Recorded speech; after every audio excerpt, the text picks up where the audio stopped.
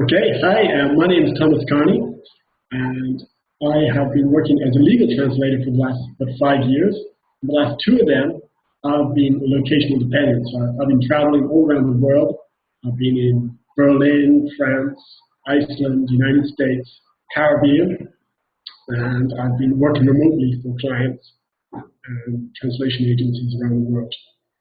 So today I'm going to talk with Primoz about productivity when you're traveling. Yeah. Hey guys, hi from my side. My name is Primoz Bozic from Skyrocket.com, and I help entrepreneurs and executives reach their goals faster and get more from both work and life. And yeah, today we're here with Thomas, who is traveling around Europe and the world a lot. So I actually had this idea when I was thinking about blog posts I could write. I just had this idea that since I also moved to another city recently, that like a lot of things change regarding to your productivity when you change your environment. And since you are actually changing your environment all the time, you probably have some pretty good insights as to like what works for you, what doesn't work for you, how is your productivity affected while you're actually traveling. So today we're going to explore a couple of those insights, a couple of strategies and techniques that you use to make sure that you're still able to be productive while you're traveling, so that you're not just like wasting your time away by partying all the time. Okay, so first of all, like, what would you say is the most important thing to pay attention to when you're traveling if you want to stay productive? What's the number one? Well, okay. Well, for me, I have something called the 36-hour rule. Hmm. And literally, when I arrive in a new destination, and often I stay in a place for maybe a couple of months, I want to get all my systems set up in the first 36 hours. That's the most important thing. Because if I can get a good start, usually those systems will then carry me for the rest of my time there. And so what does that practically mean? It means I look where's the nearest CrossFit box because I'm big into CrossFit. So I find where that is. I go introduce myself, ask if I can join for a couple of months. I find out where local supermarkets is, where I can cook, where I can eat, and also where I can work. And a good place to work. I like working in like libraries or co-working spaces, even cafes sometimes. So the first literally 2 or 3 days I arrive somewhere, I'm just busy setting up all these systems. And I might not actually get any actual work done in that period, but I know that's going to set me up for success later on because I won't be. I remember before when I was like 18, I went to Berlin and I had this idea I was going to get a job. And me and my friend were like, we'll just, the first couple of days, just do a bit of partying, we'll just see some sights, hang out. And those days went into weeks, and I ended up spending like 2 months in Berlin, didn't get a job, had to go home because I ran out of money. And yeah, so I suppose I learned from that experience. That's why this is my number one rule now. Yeah, that sounds awesome. I mean, like, it's like subject of systems is I think getting pretty popular in the productivity world. And the basic idea, if you guys are not familiar with systems, is simply that you invest some time into setting things up at the beginning so that you can benefit from the systems that you set up with like the months to come. So like Thomas, for example, looks around for supermarkets, for cafes that he works at, for gyms that he can join, that allows him to work pretty much uninterrupted during the next couple of months that he's there. And if you don't do this, I know that I myself a couple of times have done the stupid mistake of saying to myself, okay, I'm going to travel, but I'm also going to do a lot of work. And then what I tried to do is, of course, I tried to do a lot of work, but I didn't know where there is the nearest store where I could buy stuff. I didn't know where I could go and exercise. Like, I didn't know how to get from point A to point B with the metro or something like that. So I was actually spending a lot of time and energy on those things. And, like, I didn't even focus on them. I just like, oh, I have to get this done. I have to get this done. I have to get this done. So what it turned out to happen is I would waste a lot of time and energy on those things, and I would have to keep doing them over and over again because I wouldn't set up the systems in the first place. And on the other hand, my work was also not getting done. So I would throw away, even a week just trying to set everything up when I could just say, okay, it's okay if I don't work for a day and a half or 2 days, and just set up the systems now so that I can actually work in the future. So I actually really like that technique.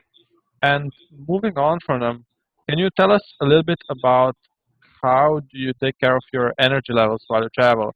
Because I know that travel can be very exhausting, and like if you're tired, it's very hard to be focused and get any work done at all, right? So what do you do specifically to make sure that you stay well energized, and like what are the specific things that you do? Yeah, well, I mean, this is an area that I've really changed my thinking. Like now, I'll do anything just to make sure that I'm well rested. I have plenty of quality food, plenty of hydration. So that means, if I'm going to take a really, really early flight from an airport, I'll just stay in a hotel at the airport the night before. You can use Hotwire or something like that to get like hotels for about $50, and it's much the money that I would save by staying in a hostel, I would then lose by having a night where I don't sleep at all. And even if I can get 2 hours of productive work at the airport, I've already paid for the hotel, probably double. And yeah, so I also try to take naps during the day because when you're in a new environment, you have a lot of new decisions to take. And it takes a lot of energy. So I always try to get power naps in. I always try to, me and my girlfriend have beds, where we can sleep, airports, wherever, benches. So yeah, that's what I would do for keep the energy levels high. Yeah, and I totally agree with you because I used to make the same mistake on my own. I used to even do things like couch surfing, and also trying to stay at hostels and stuff like that.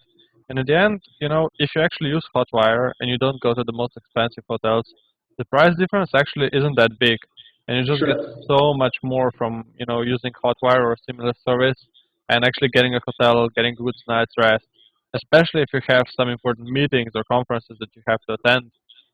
It just makes a huge difference if you can actually become well rested. So another thing I'm interested about, like that I want to touch on that you mentioned earlier is like when you went to Berlin and your friends, told you to go partying and stuff like that and sightseeing. Like right now, this is probably not having to you so much. So how can you resist that social pressure where you have people around you who just want to see everything, who want to party and see the sights immediately? How do you resist that? Yeah, I mean, social pressure, it's really hard. And it's easy to say, I'm just going to say no to them. I'm just going to say, no, guys, I'm going to stay in my room. I'm going to work while you party. And I find that over the last, 2013, the big thing what I've done is I've built up a team of accountability partner, I have mentors, friends who are kind of also have a similar productive mindset. Hmm. And I'm checking in with them during the week on Skype, on Facebook, and it's quite amazing to actually tell someone, I planned this week to do these certain tasks, and at the end of the week, I didn't do them. And the reason why I didn't do them because I either didn't plan for them, I didn't have specific times for them, and that type of stuff. And having this almost team of people around you, even though I'm not in an office, and a lot of what an office is a pre-made system of social pressure, I've almost recreated that. Even if I'm traveling, even if like last December, the December before last, I spent a month in a surf camp, surrounded by all these people who are like investment bankers there for a week, they want to party all the time, but I was still able to get work done because I had other people, I had committed to them that I would do this certain task for the week. So creating this network has been really successful for me for getting work done in environments where before it would not have been possible for me to do any work. Okay, yeah, that sounds really awesome. Um, but like, let's say that you set yourself that you want to get a lot of work done, but even though you try to set up the systems, even though you try to, plan to stay in the hotel rooms, instead of, staying at a friend's place, even if you do all of those things, like, but you still just can't put in the work, like you just don't feel energized, you just don't feel very focused. What do you do in that situation? Like, how do you deal with that? Yeah, well, yeah, honestly, yeah, I am less productive when I'm traveling. So before, I would always set myself like these really high targets. For me, just take my example. I'm a translator.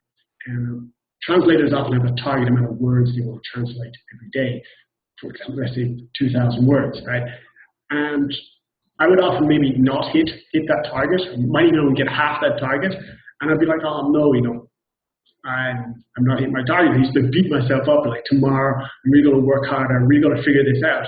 So I said, well, hold on a second. If tomorrow I could do 1,500 words, that's already like a 50% improvement. So work with what you've got and just try to increment it up step by step. And as you do that, you figure out ways that you can actually work. For example, when I was in the surf camp, I was like, well, if I get up at 6 o'clock in the morning and nobody else is around, everyone else in bed, and I got like 3 hours work done before anyone else even got up. So I pretty much half a working day in before anyone got up. And that was one way that I slowly brought back productivity in when I had like maybe a couple of days when I just didn't do anything.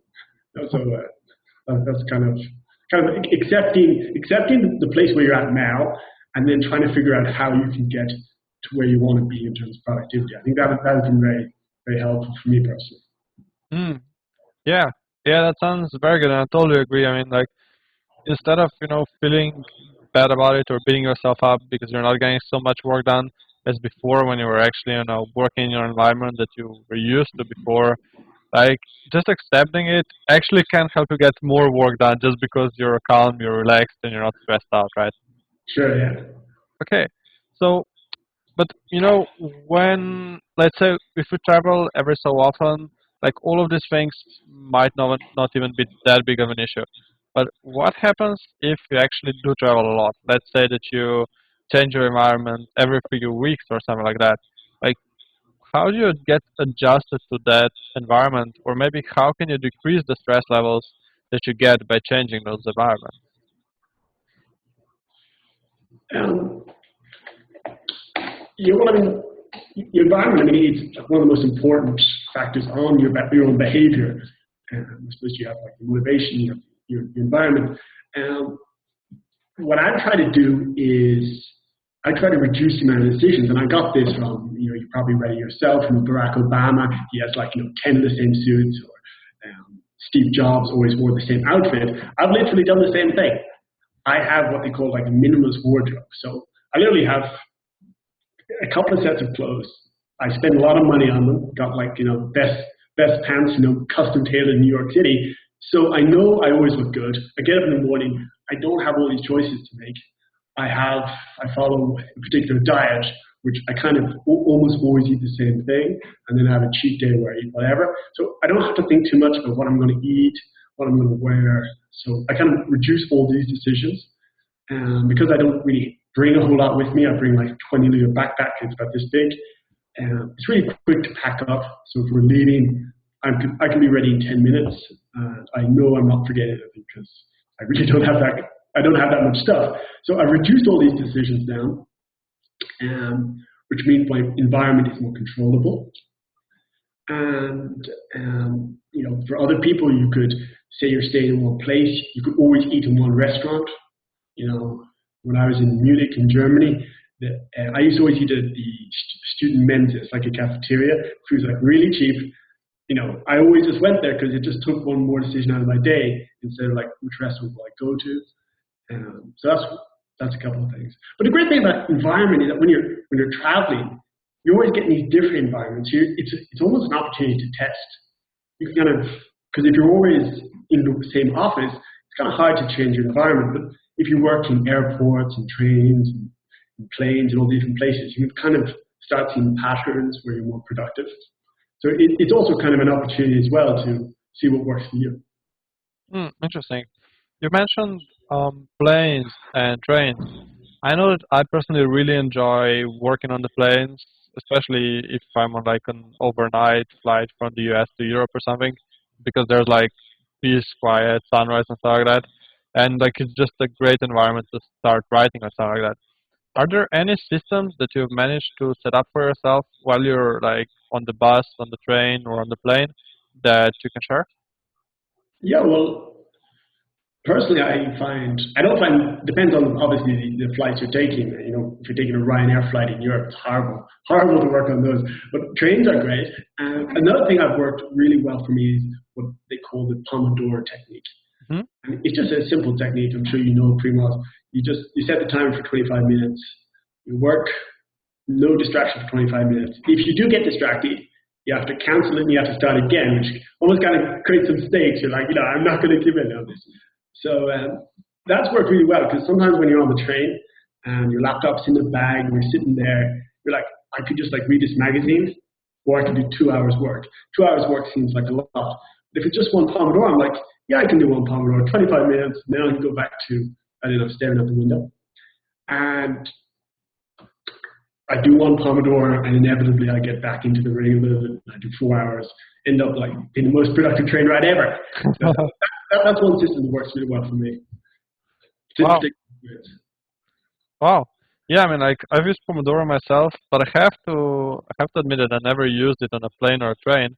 So that's definitely something that I have to try out myself as well. Because it's true, like working for 25 minutes is way easier to at least get started than setting yourself to work for 2 hours or even 4 or 8 hours or something like that, which is like insanely hard. Okay, so if we try to sum this up and make like what we talked about today a bit more actionable, what would be the one thing, maybe a challenge that the people who listen to this interview can implement during their next trip? Like, what would be the one thing that you would recommend them to do when they take their next trip somewhere for a week or for a month or something like that? Okay. One thing I always do, say I was in New York about a month ago.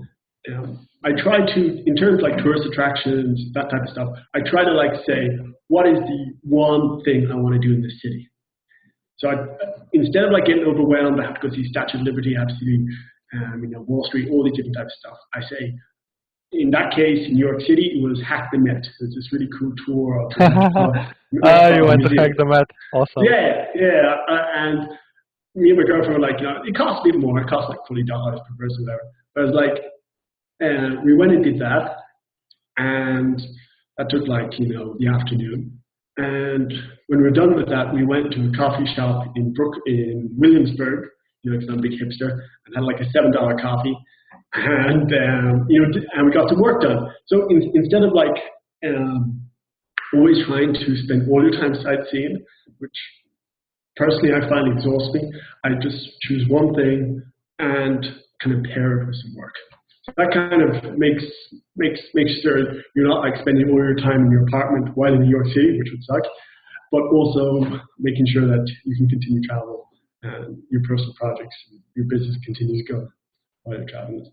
So a personal recommendation. Okay, awesome. So, like if the people who see this, they want to find out more about you, where can they reach you? Yeah, well, you can see me at tommycarney.com. My personal blog where I write a little bit about productivity sometimes, and entrepreneurship and psychology and stuff like that. So check it out if you want. Okay, we'll link to that. The link should come up in the screen. So thank you so much, Tommy, for joining us today. It's been a pleasure talking to you, and I'm sure that many people have learned many useful things about how to deal with productivity when you're traveling. And yeah, thank you so much, guys, for listening to this interview. There will be more of this, so subscribe to this YouTube channel if you want to see them, or if you want to get specific tips on productivity that will help you reach your goals faster and get more from both life and work. You should try to visit my blog at skyrocketyourproductivity.com. Thanks again, Tommy, and I'll see you guys soon. Bye. Bye.